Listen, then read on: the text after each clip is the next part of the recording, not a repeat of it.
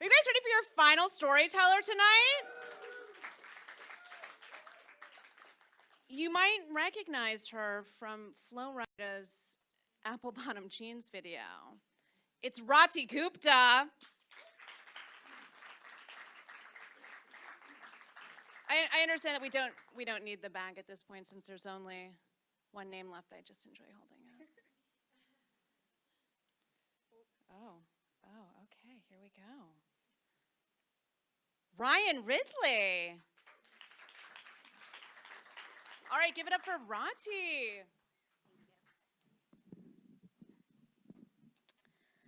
So I was a pretty good kid in high school. I was in student government and National Honor Society and all that shit. So I was a little confused when at the end of my sophomore year, right before lunch, I got called down to the principal's office. Now, when I got down there, the secretary was smiling. So I was like, okay, nothing bad happened. My car didn't get towed. No one died. Like, everything's okay. So I was like, what's up? And she goes, you have a delivery. And she pointed to her left, where sitting on the counter was a little glass vase with 6 gorgeous white roses in it. And I was like, who sent them? And she goes, read the card. And I could tell by the smirk on her face that the nosy bitch had already read the card herself.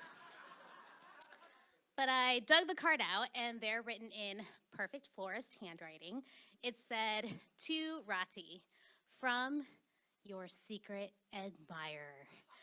And I was like, oh my God, I've never had a secret admirer before. I've never had any sort of admirer before. You see, until that point in time, I had never had a boyfriend or a reciprocated crush or even a real kiss that didn't involve a bottle or a closet. And the only person who had ever given me flowers was my mom after ballet recitals, but she would give me the flowers and then immediately take them back, put them in a vase, and use them as a living room centerpiece. So I had never been the subject of such a sweet, loving, and selfless gesture, so my heart just like flew out of my chest with the thought that someone out there loved me and loved me so much they would send me roses at school for everyone to see.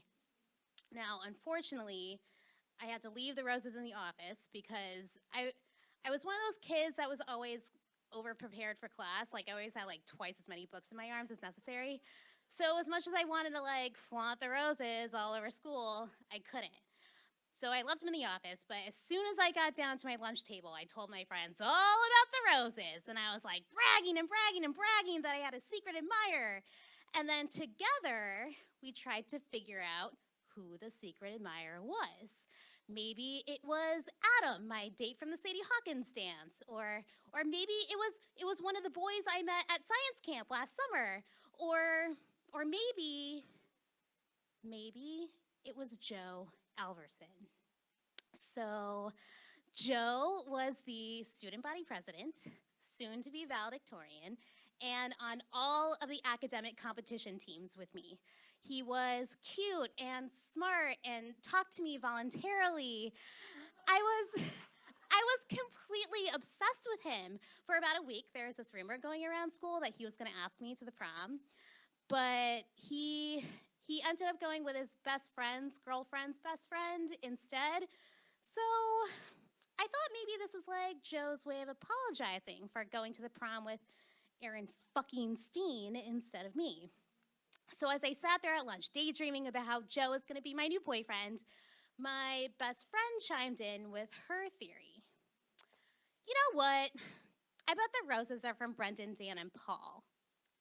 Now, I know, okay.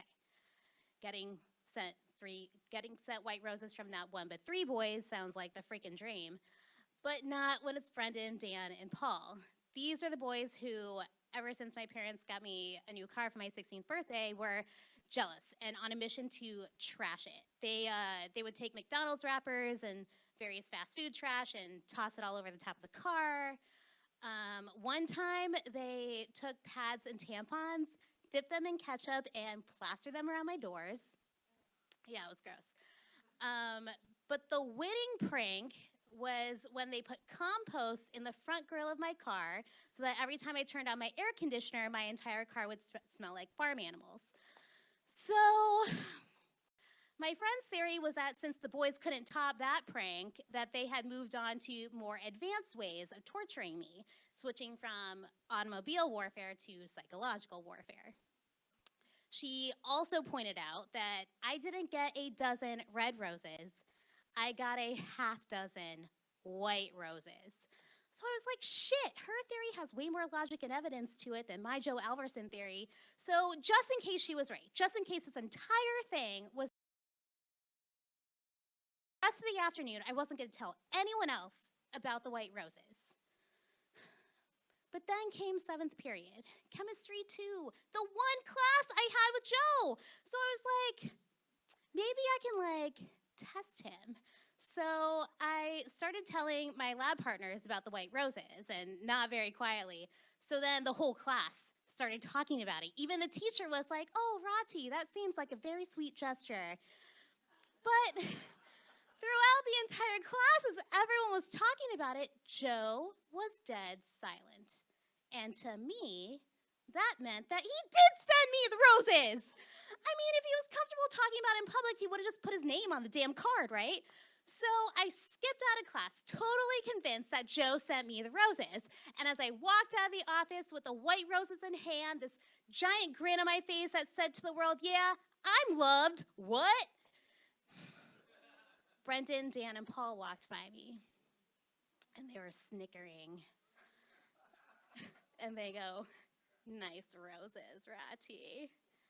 And I was like, fuck, maybe it wasn't Joe, or maybe it was them. I didn't know what to believe anymore. Never in my entire life did I think having a secret admirer would be so freaking stressful. I thought this was supposed to be fun, so I just go home, and I'm like giving myself a panic attack trying to figure out who the fuck would torture me with such a horrible, horrible thing. And my mom gets home from work, and she looks at me, and she looks at the roses, and she goes, oh, good, you got the roses I sent you. And she takes the white roses in a little glass vase and sets them on the living room table. Thank you.